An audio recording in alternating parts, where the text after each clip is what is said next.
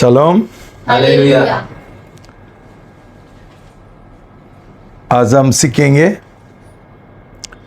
करार का संदूक, उसका अर्थ और उद्देश्य। पढ़ेंगे हिब्रूज 9:1-14। इब्रानियों अध्याय 9 पद 1 से 14 पढ़ेंगे।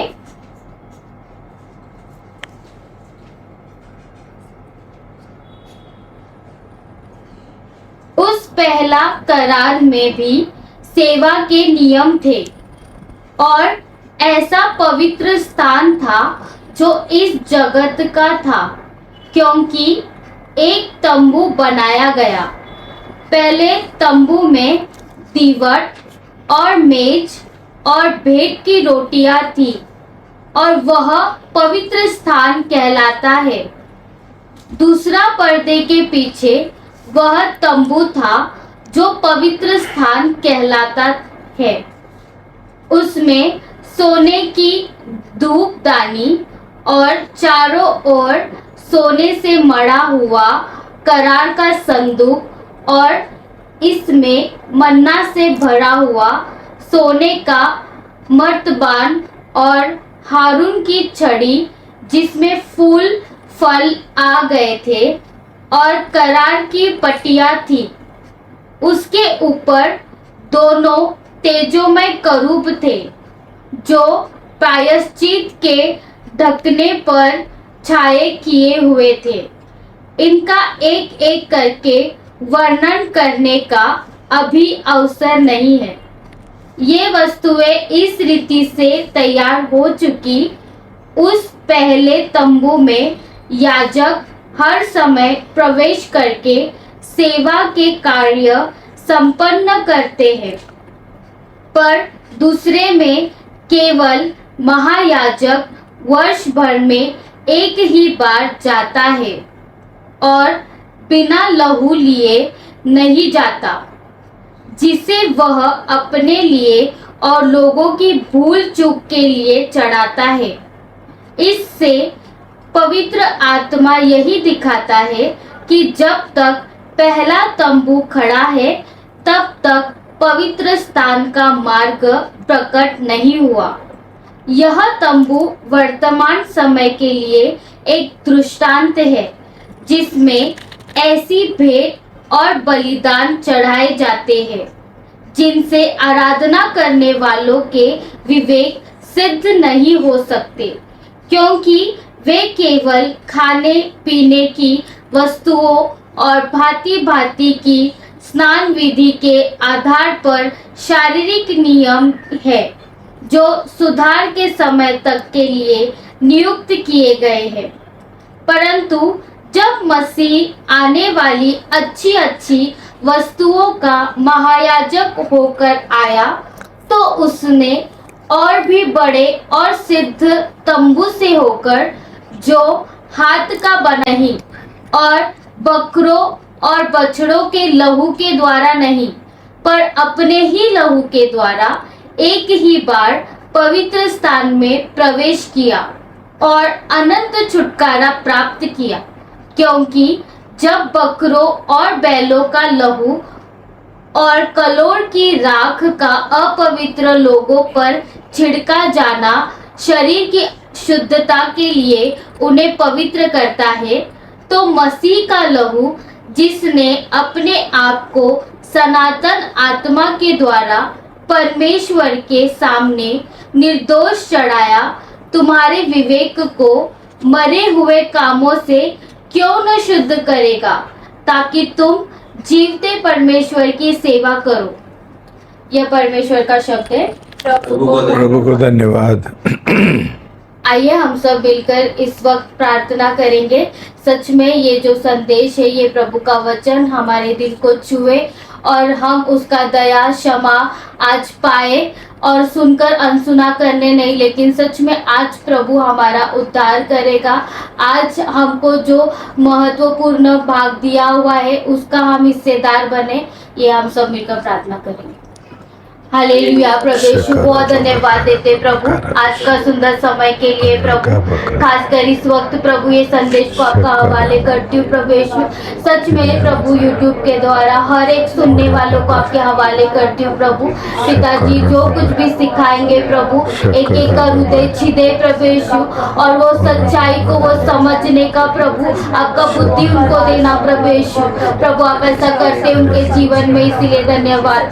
साथ ही साथ प्रार्थना करती हूँ कि प्रभु पिताजी के ऊपर आपका अभिषेक उंडे लेना प्रभु, पवित्र आत्मा अगुवाई करना, आपका शक्ति और सामर्थ्य उनको देना प्रभु Thank you, यीशु। Jesus. आप ऐसा करते हैं इसीलिए धन्यवाद। आगे का समय आपके हवाले करते, ये प्रार्थना प्रभु यीशु आपके नाम से करते, आमीन। आमेन। शालोम। हालेलुया। भाई बहनों,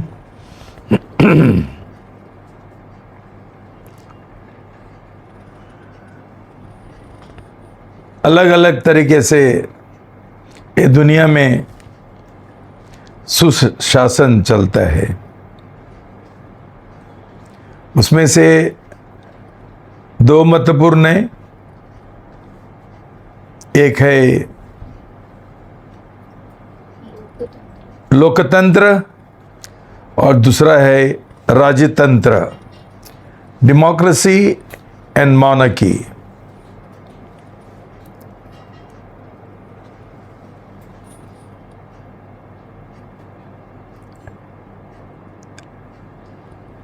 इज़राइल का जो लोग है उनके लिए परमेश्वर ने उनका बीच में शासन चलाने के लिए उन्हें न्यायाधीश नियुक्त किया था। लेकिन इज़राइली लोग थक गए और उन्होंने परमेश्वर से प्रार्थना किया कि हमको भी दूसरा लोगों का के अनुसार हमको भी एक राजा चाहिए। परमेश्वर को समझ गया कि ये लोग मुझे नकारते हैं, ठुकराते हैं,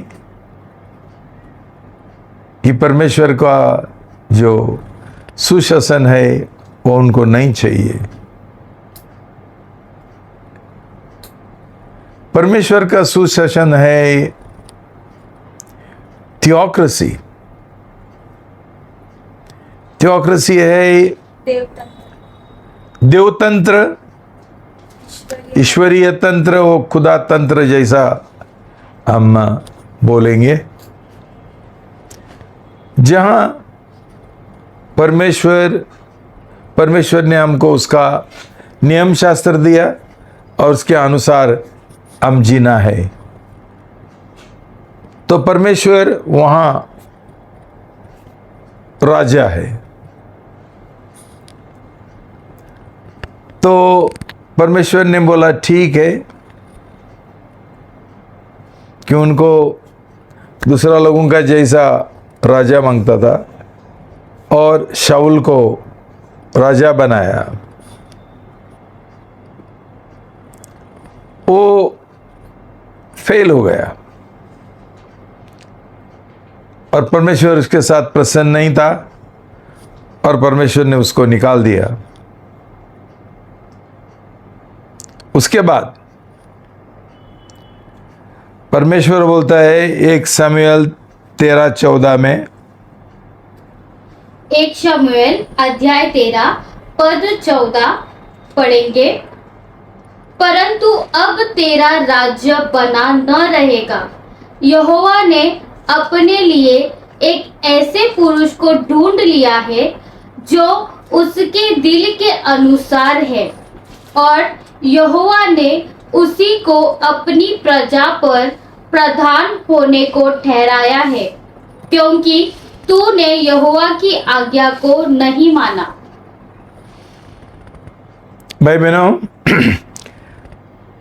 परमेश्वर अभी कैसा आदमी को ढूंढ रहे हैं।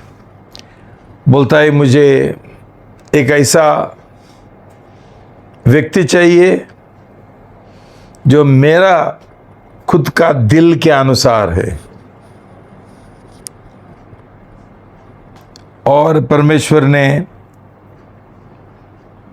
दाऊद को चुना।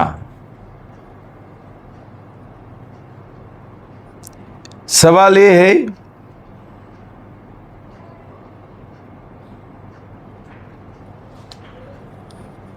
कि ये कौन सा रहस्य है जिसके जिसके जिसके द्वारा परमेश्वर ने दाऊद को चुना? क्या है वो? उसका खुद का दिल के अनुसार। हम पढ़ेंगे Psalm 132 1-5। भजन संहिता 132 पद 1 से लेकर 5 तक पढ़ेंगे। हे यहोवा, दाऊद के लिए उसकी सारी दुर्दशा को स्मरण कर। उसने यहोवा से शपथ खाई और याकूब के सर्वशक्तिमान की मन्नत मानी है। निश्चय मैं उस समय तक अपने घर में प्रवेश न करूंगा और न अपने पलंग पर चढ़ूंगा, न अपनी आंखों में नींद और न अपनी पलकों में झपकी आने दूंगा, जब तक मैं यहोवा के लिए एक स्थान अर्थात याकूब के सर्वशक्तिमान के लिए निवास स्थान न पाऊं। शालोम। हालेलुया। भाई बहनों, दाऊद का ये दिल था। उसने एक मन्नत किया, एक शपथ लिया, बोला मैं ये जो करार का संदूक है, जो यहाँ वहाँ रखा जाता था, मैं परमेश्वर के लिए एक अच्छा मंदिर बनाना चाहता हूँ, एक निवास स्थान बनाना चाहता हूँ। जब भी मैं अच्छा महल में रहता हूँ और मेरा सब सुविधा है, आराम है, विश्राम है, हमारा परमेश्वर को हम क्यों ऐसा ही एक स्थान तैयार ना करे? ये उसका दिल था और ये परमेश्वर को बहुत माना, पसंद हो गया बहुत। उसके बाद 8 और 9 वहीं पर आगे पद 8 और 9। हे यहोवा, उठकर अपने विश्राम स्थान में अपनी सामर्थ के संदूक समेत आ। तेरे याजक नीतिमत्वता के वस्त्र पहने रहे और तेरे भक्त लोग जय जयकार करें। दाऊद बोलता है, परमेश्वर तू उठ के आ जाओ, मैंने आपके लिए एक विश्राम स्थान तैयार किया। वहाँ नीतिमान लोग आपका स्तुति करेंगे और आपका आशीर्वाद पाएंगे। उसके बाद 1 Chronicles 28:4। एक इतिहास अध्याय 28 पद 4 पढ़ेंगे। तो भी इज़राइल के परमेश्वर यहोवा ने मेरे पिता के सारे घराने में से मुझी को चुन लिया कि इज़राइल का राजा सदा बना रहूं। अर्थात उसने यहूदा को प्रधान होने के लिए और यहूदा के घराने में से मेरे पिता के घराने को चुन लिया और मेरे पिता के पुत्रों में से वह मुझी को सारे इज़राइल का राजा बनाने के लिए पसंद करता है। शालोम। हालेलुया। देखो भाई बहनों, तुमको याद रहेगा कि परमेश्वर ने सामुएल नबी को दाऊद का घर पे भेजा उसका पिताजी से बात करने के लिए और उसको बताने के लिए कौन उसका जो बेटे हैं उनमें से परमेश्वर ने चुना है। तो सामुएल ने एक साधारण रीति से कोई हट्टा कट्टा है बड़ा बेटा है उसको बुलाया, परमेश्वर ने बोला ये नहीं है, दूसरा को बुलाया नहीं है, तीसरा को बुलाया नहीं है, चौथा को बुलाया नहीं है। ये भी सब बेटे जो घर पे थे खत्म हो गया। सामुएल ने पूछा और आपका कोई बेटा है क्या? और उसका पिताजी ने बोला हाँ एक है, वो गए खेती में जो बकरी है उनको चराने के लिए, लेकिन वो छोटा है, वो इतना होशियार नहीं है। तो सामुएल नबी ने बोला उसको बुलाओ। और जब भी वो आया परमेश्वर ने उसको बोला यही है जिसको मैंने चुना। और सामुएल ने उसको आशीर्वादित और अभिषेकित किया। भाई बहनों, दाऊद बोलता है कि परमेश्वर ने मुझे पसंद किया। कितनी अच्छी बात है ना, जब भी हम ये सुनेंगे कि परमेश्वर मुझे पसंद करते हैं। आज ये दुख की बात है जो हमेशा मैं बोल रहा हूं, कोई भी स्वयं नियुक्त करता है, मैं पास्टर बनेगा, मैं ये करेगा, और परमेश्वर को दोष लगाता है उसने मेरे से बात किया, पवित्र आत्मा ने बात किया। सब झूठ है।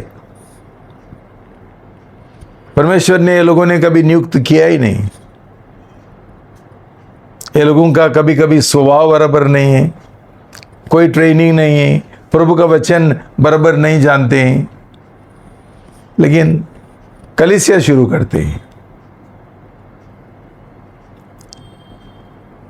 तो भाई बहनों, ये शब्द है ये रत्सा, मतलब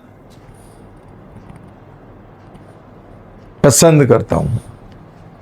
जैसा लोग हमको बोलते हैं, वो एक लड़का लड़की को बोलता है तू मुझे बहुत पसंद है।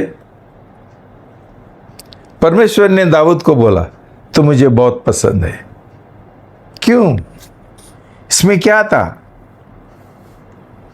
अभी भी इज़राइल में इब्रानी भाषा में किसी को कोई पसंद है तो ये लोग बोलता है मैं तुझे रत्सा करता हूं।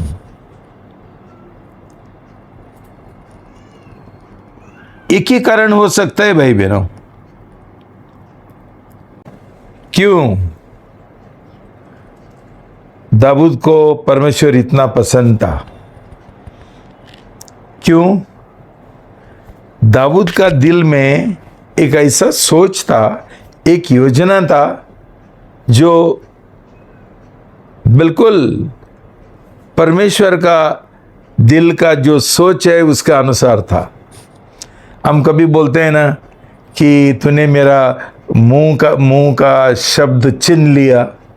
ऐसा दाऊद ने परमेश्वर का दिल का जो तमन्ना था वो छीन लिया, और परमेश्वर ने बोला यही सही व्यक्ति है मेरा राजा बनने के लिए। भाई बहनों, दाऊद का परमेश्वर के साथ करार था, जैसा परमेश्वर ने अब्राहम के साथ किया था और उसका वंश के साथ, और उसके बाद मूसा के साथ किया। ये करार का जीवन दाऊद समझ गया कितना महत्वपूर्ण है, और ये करार का संदूक जो था वो एक चिन्ह था, एक करार का परमेश्वर का। हमारा परमेश्वर करार का परमेश्वर है और वो चाहता है कि उसका लोग जो है वो भी करार का लोग बने। सब कुछ करार के ऊपर चलता है भाई बहनों। लेकिन शायद हमारा बीच में ज़्यादा से करार के बारे में कोई सिखाता ही नहीं, कोई ज़्यादा प्रचार नहीं करते हैं। लेकिन करार हमारा मसीह जीवन का नींव है। जिधर करार नहीं है उधर मसीह जीवन पूरा बेकार है। जैसा हम देख रहे हैं अभी कि इतना सारा कलीसिया झूठे कलीसिया है और ये लोग प्रभु यीशु मसीह का शिष्य नहीं है, लेकिन नामधारी मसीह है, दुनियादारी मसीह है, धार्मिक मसीह है। तो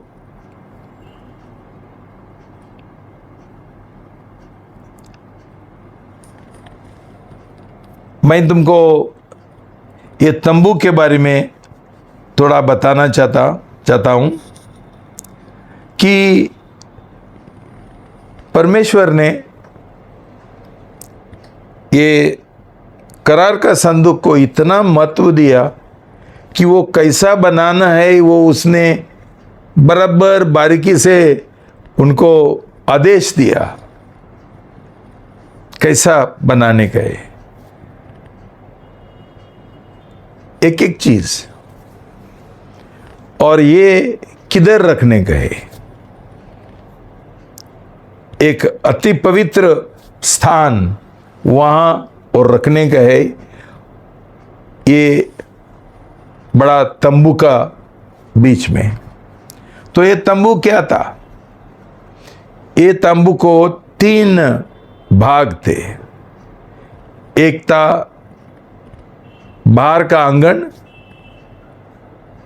जिधर सब लोग इकट्ठे होते थे, और उधर 2 चीज थे। एक था औद जिधर लोग उसका हाथ पैर धोते थे। दूसरा था बलिदान का वेदी जिधर लोग उनका बलिदान का जानवर लेके आते थे और महायाजक काटता था और उसका लहू इकट्ठा करता था। उसके बाद दूसरा भाग पवित्र स्थान, वहां और एक 3 चीज थे। एक था मेनोरा जो है दिवट, दूसरा था रोटी का मेज, और तीसरा था धूप का मेज। ये 3 महत्वपूर्ण चीजें पवित्र स्थान में थे। ये चीज के बारे में मैंने दूसरा वीडियो में बारीकी से सिखाया। आपको ये वीडियो चाहिए तो आप हम मंगा सकते हैं। हमारा फेसबुक में, चर्च का फेसबुक में भी है। उसके बाद एक पर्दा था, बड़ा पर्दा, और पर्दा का के बाद ये अति पवित्र स्थान था जहां ये करार का संदूक रखा गया था। भाई बहनों,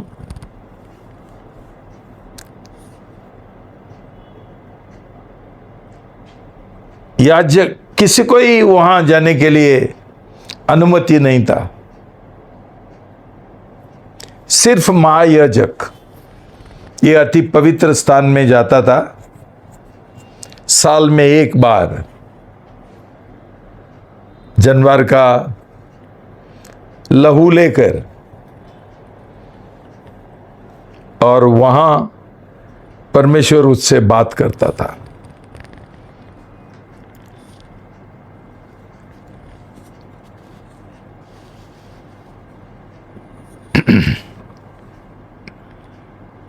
तो ये जो करार का संदूक है उसका कितना भाग था, ये क्या था?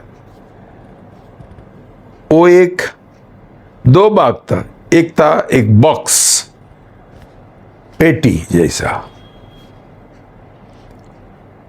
और उसके अंदर और एक तीन चीजें थे। एक है 10 आज्ञा का 2 पत्री जो परमेश्वर ने मूसा को दिया था पर्वत में, पहाड़ में। और वहां लिखा था कि परमेश्वर एक है और उसका सिवा दूसरा कोई नहीं है, और मूर्ति पूजा मत करो और किसी भगवान के सामने झुको मत। दुर्दैव यह है कि जैसा मूसा नीचे आ रहा था उसने देखा कि यहूदी लोगों ने एक सुनहरा बछड़ा बनाया और उसका इर्द गिर्द नाच रहे और क्या बोल रहे? तू है हमारा परमेश्वर जिसने हमको मिस्र देश से बाहर लाया, हमको छुटकारा दिया। उसी समय मूसा ने 2 पत्री तोड़ दिया। मतलब उन्होंने ये मूर्ति पूजा का और विद्रोह का पाप किया। दूसरा चीज जो था वो मन्ना का जो सुनहरा एक बर्तन है, गोल्ड का, सोना का, वो था। ये क्या दर्शाता है? जब भी लोग रेगिस्तान में थे, उनको खाने के लिए कुछ नहीं मिलता था, कोई सब्जी नहीं है, कुछ नहीं, तो परमेश्वर को उन्होंने ये बोला और थोड़ा शिकायत किया, तो परमेश्वर ने उनको स्वर्ग से मन्ना भेजा। और ये मन्ना का नाम था स्वर्गदूतों का मन्ना। लेकिन ये लोगों ने ये टुकराया, अस्वीकार किया और बोला ये बेकार भोजन है, बेकार भोजन। ये भी परमेश्वर का के और विद्रोह था। जो परमेश्वर इंतजाम करता है उसके और उनका विद्रोह था। भाई बहनों, हमारा जीवन में परमेश्वर बहुत बार अलग अलग रीति से इंतजाम करता है। जो हमको पसंद नहीं है तो हम कुड़कुड़ते हैं, परमेश्वर के और गाली देते हैं, उसका नाम बदनाम करते हैं। ये भी विद्रोह का पाप था। तीसरा था एक लाठी जो फूलों से और फलों से भरा था। ये क्या है? जब भी परमेश्वर ने आरून को नियुक्त किया उसका महायाजक बनने के लिए, सब लोगों ने विरोध किया। बोला क्यों उसको किया? हम नहीं है क्या? हम उससे अच्छे हैं। तो ये सब लोगों को परमेश्वर ने मूसा के द्वारा बुलाया, एक लाठी लेकर, चेड़ी, और ये सब इकट्ठा करके तंबू में रखा एक पूरा रात भर। दूसरा रात को ये लोग उनका परीक्षा का निकाल जानने के लिए आया भाग भाग के। क्या देखा? सिर्फ आरून का जो लाठी थी वही फूलों से और फलों से भरी थी। ये चमत्कार दिखाने के लिए कि नियुक्त करने वाला, चुनने वाला परमेश्वर है। और हम कभी लीडर नहीं बन सकता है चर्च में। आजकल बहुत सारा लोग पास्टर बनते हैं, परमेश्वर ने उनको बुलाया नहीं और उनको कोई गुण नहीं है, कोई ट्रेनिंग नहीं है, कोई स्वभाव नहीं है, रातों रात पास्टर बनते हैं, बोलते हैं परमेश्वर ने मुझे चुना। लेकिन ये झूठ है। भाई बहनों, ये सब जो 3 तरीका का पाप हुआ था, परमेश्वर ने ये 3 चीज, एक चीन का सामान उसने ये बॉक्स में डाला और बॉक्स पेटी बंद कर दिया, एक डाकन लगाया उसके ऊपर, और ये डाकन पूरा एक सोना का एक स्लैब था पूरा, और उसके ऊपर 2 केरूब, और उसका बीच में परमेश्वर रहता था। और वहां जो मायाजक जानवरों का लहू लेकर आता था वो उधर रखता था, और उसका नाम था दया का सिंहासन।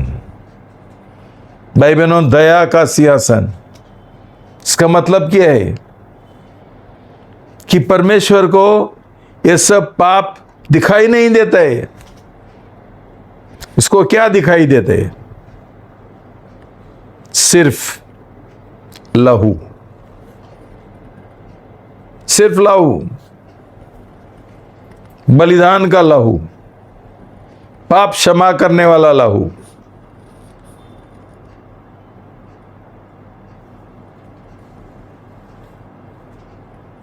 भाई बहनों, क्या हुआ?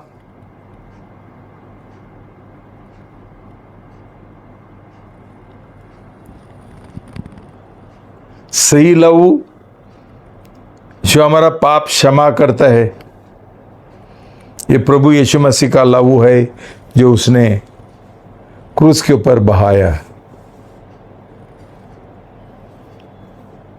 भाई बहनों, बहुत लोग ऐसा विश्वास करते हैं, कहते हैं कि भी प्रभु यीशु मसीह क्रूस के ऊपर उसने जान दिया, तभी भूकंप हुआ और जमीन खुला हो गया, और उसका जो लहू है वो लहू जमीन के ऊपर गिरा और सीधा अंदर जाके वहाँ ये करार का संदूक उधर था, और वो जाके लहू ये 2 केरूब का बीच में उधर गिरा। ये प्रभु यीशु मसीह का लहू है, जिसके द्वारा हमको दया मिलता है, जिसके द्वारा हमको क्षमा मिलता है, हमको अनुग्रह मिलता है पाप की ओर। भाई बहनों, आप समझ लो, ये परमेश्वर का योजना, एक प्रेम का योजना, कितना वो हमारा प्रेम करता है। नहीं चाहता है हमारा पाप देखने के लिए, हमारा न्याय करने के लिए। वो चाहता है कि हम हमारा उससे दया हमको मिले। वो हमारा न्याय करने वाला परमेश्वर नहीं है। जब भी हम उसका दया का फायदा नहीं उठाते हैं, तभी उसको न्याय करना पड़ता है। लेकिन मृत्युदंड और न्याय ये उसका दिल नहीं है, उसका दिल है दया। भाई बहनों, हमारा दिल कैसा होना चाहिए? दया का दिल होना चाहिए। लेकिन ऐसा दिल, ऐसा स्वभाव, ऐसा क्षमा का आत्मा हमारे पास नहीं है। शायद हमारा नया जन्म नहीं हुआ है। उदार भी नहीं हुआ है। क्योंकि जब भी परमेश्वर ने हमारा पाप क्षमा किया, हम कैसा दूसरों लोगों को क्षमा करने के लिए हम पीछे हटेंगे? कितना बार क्षमा किया परमेश्वर ने हमको। और कभी कभी हम एक छोटा बात के लिए हम कभी कभी लोगों का न्याय करते हैं, उनका विरोध करते हैं और उनको क्षमा करने के लिए तैयार नहीं है। भाई बहनों, हम पढ़ेंगे याकूब 2:13। याकूब अध्याय 2 पद 13 पढ़ेंगे। क्योंकि जिसने दया नहीं की उसका न्याय बिना दया के होगा। देखो भाई बहनों, कोई भी दया करने के लिए तैयार नहीं है। प्रभु का वचन बोलता है उनका दया का बिना न्याय होगा। बहुत खतरनाक वचन है, खतरनाक बयान है। हमें समझना चाहिए कि हमारा परमेश्वर दया का और क्षमा का परमेश्वर है, और ये स्वभाव हमारा होना चाहिए कि हम भी दया का लोग है, प्रभु का शिष्य है। लेकिन ऐसा लगता है हम ये नहीं समझते हुए Psalm 30:5 भजन संहिता अध्याय 30 पद 5 पढ़ेंगे। क्योंकि उसका क्रोध तो क्षण भर का होता है, परंतु उसकी कृपा जीवन भर की होती है। कदाचित रात को रोना पड़े, परंतु सवेरे आनंद पहुंचेगा। शालोम। हालेलुया। भाई बहनों देखो, परमेश्वर का वचन बोलता है उसका क्रोध क्षण भर है, लेकिन उसका दया हमेशा के लिए है। हमने क्या किया? हमने उल्टा किया कि परमेश्वर का क्रोध हमेशा के लिए है और उसका दया क्षण भर है। कितना दुखी बात है। हमको रात को रोना पड़े, लेकिन दिन में परमेश्वर हमको शांति और आनंद देगा। सुबह ये हमारा परमेश्वर का दिल है कि हमारा परमेश्वर, उसने हमारा इतना प्रेम किया, इतना सुप्रीति किया कि उसने उसका इकलौता पुत्र को दे दिया। क्या जरूरत था? क्या जरूरत था? ये परमेश्वर ने कदम उठाया कि हमारा परमेश्वर सुप्रीति है, प्यार है। लेकिन हम जो लोग बोलते हैं हम मसीह है, प्रभु का शिष्य है, क्रिश्चियन है, लेकिन हमको ये स्वभाव नहीं है। क्यों अभी तक हमारा स्वयं को क्रूस के ऊपर नहीं चढ़ाया, सही बपतिस्मा लेते हुए। ये स्वयं और घमंड हमारे अंदर अभी भी है कि हमारा बपतिस्मा सही नहीं हुआ था। बिना तैयारी, बिना सही पश्चाताप, बिना सही समर्पण, बिना संसार को त्यागते हुए, ऐसा गलत बपतिस्मा लेकर हम नामधारी मसीह बन गए हैं। ये स्वभाव हमारे अंदर नहीं है, प्रभु यीशु का जैसा स्वभाव। तो भाई बहनों,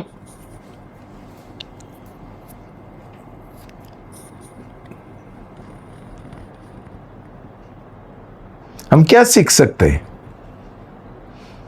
क्या सबक सीख सकते हैं? करार के बारे में हम क्या कर सकते हैं? ये इब्रानियों 10:19 से 25। इब्रानियों अध्याय 10 पद 19 से लेकर 25 तक। इसीलिए हे भाइयों, जब हमें यीशु के लहू के द्वारा उस नए और जीवते मार्ग से पवित्र स्थान में प्रवेश करने का हियाव हो गया है। देखो भाई बहनों, जैसा मैंने तुमको सिखाया, अभी पर्दा नहीं है जो पवित्र स्थान को अति पवित्र स्थान से बंद था। महायाजक सिर्फ एक बार जाता था, साल में एक बार। लेकिन अभी प्रभु का वचन बोलता है कि उसका शरीर के द्वारा प्रभु यीशु मसीह ने एक नया और जीवित मार्ग हमारे लिए खुला किया। मतलब जैसा प्रभु यीशु मसीह ने जान दिया, ओ उधर उसने मर चुका था, उसी समय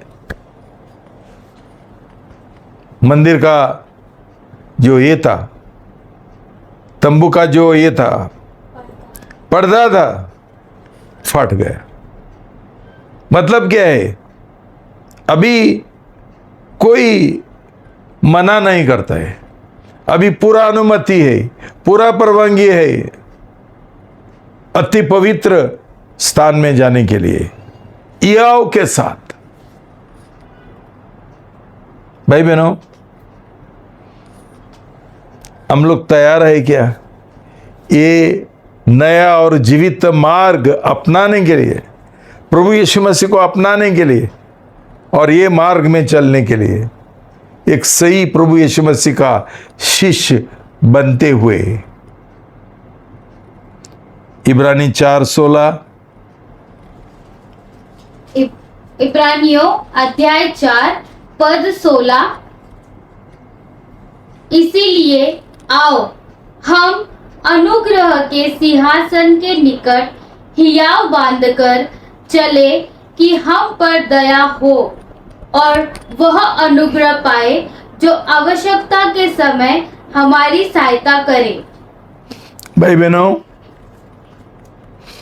हमको निराशा में जीने के लिए कोई जरूरी नहीं, कोई आत्महत्या करने के लिए कोई जरूरत नहीं। हम कितना भी बड़ा पापी होने दो, ये दो खूनी याद है, पूरा जीवन उन्होंने खून किया, लेकिन ये लोग, उनमें से एक जन परमेश्वर का दया का सिंहासन के पास गया, बोला प्रभु मुझे क्षमा करो। और प्रभु ने उसको बोला आज तू मेरे साथ वैकुंठ में हो जाएगा, आएगा। भाई बहनों, परमेश्वर हमको बोलता है योआव के साथ मेरा दया का सिंहासन है, उधर आओ, उधर तुमको दया मिलेगी, उधर तुमको क्षमा मिलेगी, हर एक अनुग्रह तुमको उधर मिलेगा। डरना मत, क्यों मैंने तुम्हारा लिए जान दिया, तुम्हारा पाप का दाम मैंने चुकाया, तुझे कुछ नहीं करने का, कुछ सिर्फ जो मैंने क्रूस के ऊपर काम किया उद्धार का, वो तू स्वीकार करो और प्रभु यीशु मसीह को आपका जीवन का मालिक और उद्धारकर्ता बनाओ। भाई बहनों, इतना ही करने के लिए हम नहीं समझते। हम सोचता है दूसरा धर्म का लोग जो पुण्य कमाने के लिए यात्रा में जाता है और किधर किधर जाता है, क्या क्या उपवास करता है, ऐसा हमको करना पड़ेगा। हम सोचते हैं मेरा पाप का कौन क्षमा करेगा, मुझे पाप से कौन छुटकारा देगा, मेरे ये पाप छोड़ने के लिए मेरे पास नहीं होता है।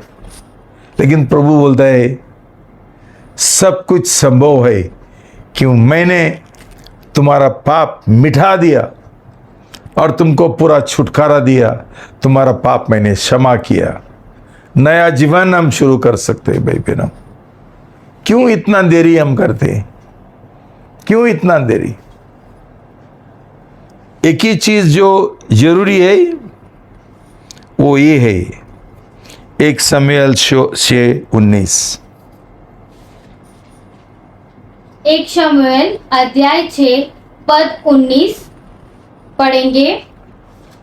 फिर इस कारण से कि बेत शेमेश के लोगों ने यहोवा के संदूक के भीतर झांका था, उसने उनमें से 70 मनुष्य और फिर 50,000 मनुष्य मार डाले। और वहां के लोगों ने इसीलिए विलाप किया कि यहोवा ने लोगों का बड़ा ही संहार किया था। शालोम। हालेलुया। भाई बहनों, परमेश्वर के लिए करार का संदूक पवित्र है, महत्वपूर्ण है और एक बहुत गंभीर बात है। परमेश्वर बोलता है, मेरा करार का संदूक को, मेरा करार को छुओ मत, उसके और देखो मत। क्यों? परमेश्वर नहीं चाहता है कि हम दिन रात हमारा पाप के बारे में सोचे और पाप का याद करें। वो इतना ही चाहता है कि हम एक करार करते हुए परमेश्वर के साथ, योआब के साथ, हम उसका दया का, करुणा का, अनुग्रह का सिंहासन के पास हम आ जाए। ये लोग पाप को देखना चाहते थे जो बॉक्स में थे, जो पेटी में पाप का चिन्ह थे, उसको देखने के लिए उनको थोड़ा क्यूरियोसिटी था, एक ये लोग जिज्ञासा, उत्सुकता था, मार डाला। भाई बहनों, एक ही तरीका है, एक ही तरीका है परमेश्वर का दया का सिंहासन के पास जाने के लिए। एक ही तरीका, परमेश्वर ने हमारे साथ करार किया, हम परमेश्वर के साथ करार करना है। जैसा एक पति पत्नी एक दूसरे के पास कभी जा सकती है, उनका चेंबर में, उनका बेडरूम में, जब भी उनका शादी हो गया। करार एक शादी है प्रभु यीशु और हमारे साथ। और ये करार को, ये करार का शादी को हमने मान सम्मान करना चाहिए, हम प्रेम करना चाहिए, करार का जीवन जीना चाहिए। खिड़चाड़ चिड़चाड़ नहीं करना है। अतः ये भी दुख की बात है कि बहुत लोग करार का मतलब नहीं समझते हैं और करार बहुत हल्का रूप से लेते हैं। आगे आके करार करते हैं और बाद में कलीसिया छोड़ के जाते हैं। ये पाप है। जैसा परमेश्वर ने ये लोगों को मार डाला, वैसा कोई करार का विरोध जाएंगे वो मार डालेगा, श्राप आ जाएगा। इसलिए हम सावधान होना चाहिए। हमारा गंभीरता से हम करार करना चाहिए और उसके बाद करार का जीवन जीना है। तभी परमेश्वर हमारे ऊपर बहुत आशीर्वाद देगा, बहुत हमारे पर दया करेगा, करुणा करेगा। और ये करार के वजह प्रभु हमारा जीवन में हर एक इंतजाम करेगा। हमारे पास कुछ चीज नहीं है ऐसा कभी नहीं होगा। हर एक क्षेत्र में, हर एक बातों में वो हमको हमारा इंतजाम करेगा। और उसका जैसा स्वभाव होने के लिए, हमारा परिवर्तन होने के लिए वो हमको अनुग्रह देगा, पवित्र आत्मा का शक्ति देगा करार के द्वारा। पहली बात करार है। ऐसा ही बपतिस्मा नहीं देने गए जैसा बहुत सारा पास्टर लोग उनको पानी में डुबाते हैं और बोलते हैं तेरा बपतिस्मा हो गया। ये लोग मूर्ख लोग हैं, नहीं समझते। क्यों? कोई भी अभी पास्टर बनता है ना, जिनको कुछ मालूम ही नहीं है, समझता ही नहीं, लेकिन पास्टर बनने गए, लोगों का जीवन का बाट लगाती है।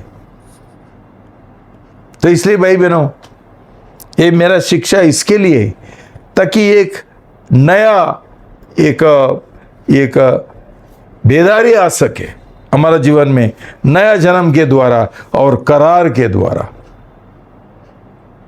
मैं आपसे विनती करता हूं भाई बहनों, ये वचन के ऊपर आप मनन करो, प्रार्थना करो, और परमेश्वर कितना उसका करार का मान सम्मान करते हैं। विश्वास योगी परमेश्वर है, वो हमारे और विश्वास योगी होगा। कभी भी हम उसका सिंहासन के पास जा सकते हैं, अनुग्रह का सिंहासन, पूरा यज्ञ के साथ, पूरा कुछ डर का बिना।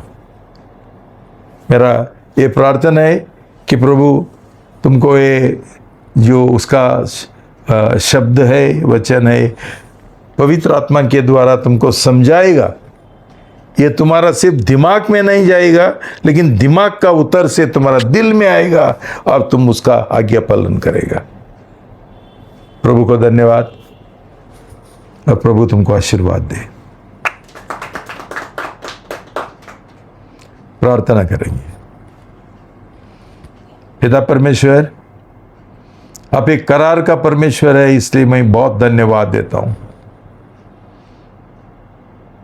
आपका रिश्ता हमारे साथ करार का रिश्ता है।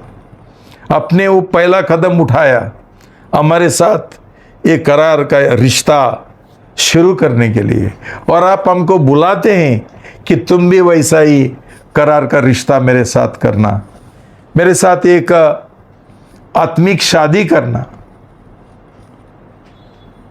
प्रभु, आपका पवित्र आत्मा के द्वारा ये आपका जो योजना है, महान योजना है, चमत्कारी योजना है, वो समझने के लिए हमको मदद करो प्रभु, ताकि हम हर एक जन जो बपतिस्मा लेना चाहते हैं और हमारा शिष्यत्व का जीवन शुरू करना चाहते हैं, हम पहला करार करें पूरा पश्चाताप के साथ, सही पश्चाताप के साथ, सही 100% समर्पण के साथ, और सही 100% संसार का अलगदाई के साथ। जितना आपने हमारा प्रेम किया 100%, उतना हमको भी अनुग्रह दो आपका 100% प्रेम करने के लिए, ये पूरा दुनिया को त्यागने के लिए और आपका पीछे जाने के लिए, एक करार करते हुए और करार का जीवन जीते हुए। हमको आपका पवित्र आत्मा से भर देना प्रभु, हमको आपका पवित्र आत्मा का शक्ति और अभिषेक चाहिए। आपका शक्ति से हम कुछ भी कर सकते हैं, कोई चीज असंभव नहीं है। हमको हर एक पाप के ऊपर विजय मिल सकता है। हर एक जो विद्रोह का पाप है हमारे अंदर प्रभु, उसके और हमको विजय चाहिए प्रभु, आपका लहू के द्वारा, आपका अनुग्रह से। धन्यवाद, ये प्रार्थना आपने सुन लिया। यीशु का नाम से मैं प्रार्थना करता हूँ, आमेन। God bless you.